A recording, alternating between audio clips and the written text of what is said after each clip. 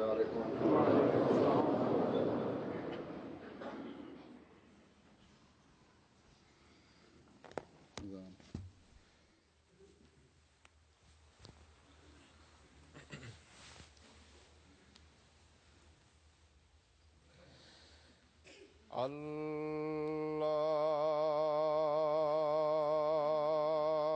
أكبر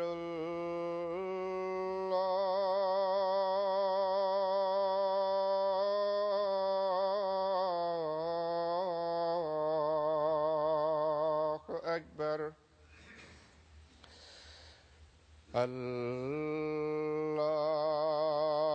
الله أكبر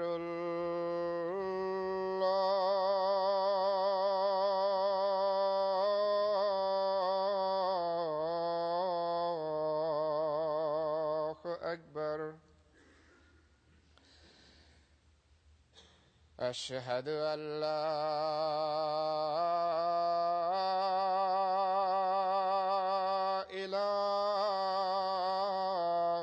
إله إلا الله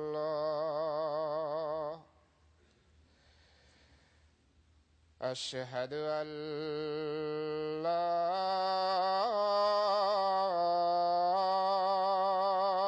إله إلا الله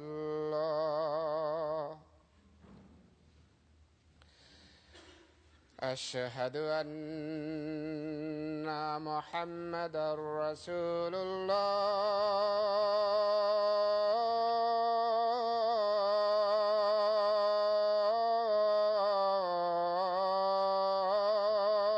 الله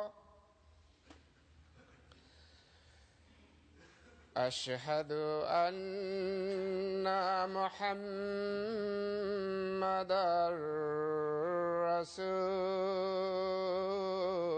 رسول الله حي على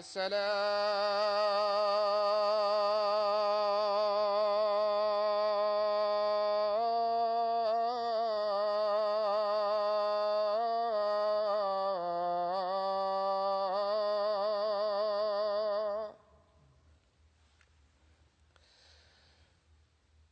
حي على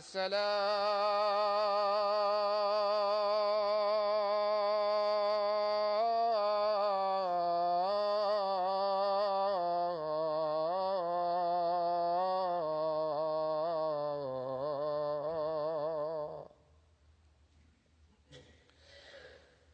حي على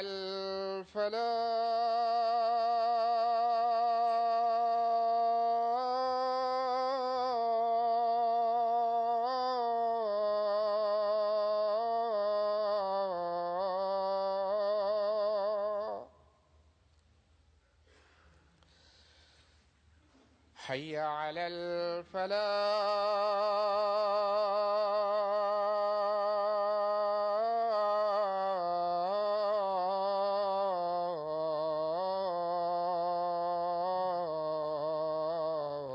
الفلاح الله أكبر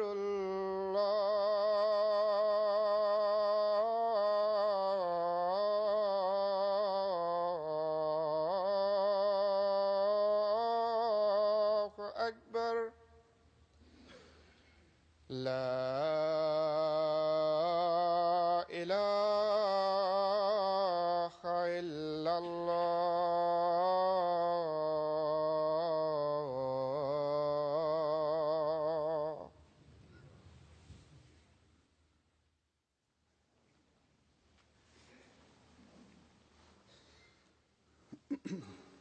السلام علیکم ورحمۃ اللہ.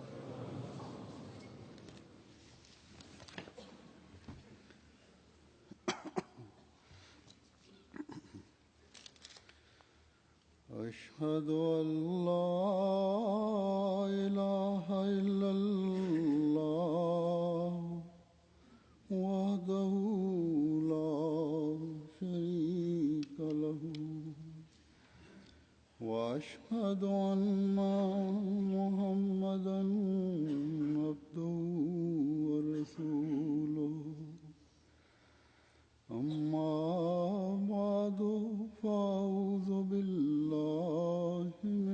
الشيطان الرجيم بسم الله الرحمن الرحيم الحمد لله رب العالمين الرحمن الرحيم مالك يوم الدين إياك نعبد وإياك نستعين اهدنا الصراط المستقيم صراط الذين أنعمت عليهم غير المغضوب عليهم ولا الضالين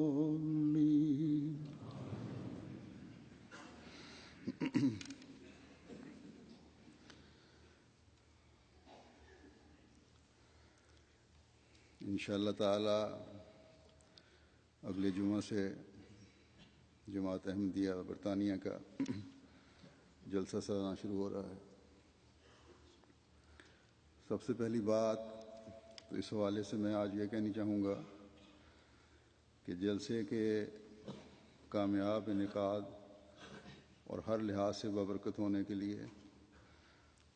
جماعت کے افراد عموماً اور جماعت برطانیہ کے افراد خصوصاً بہت زیادہ دعاؤں اور صدقات پر زور دیں۔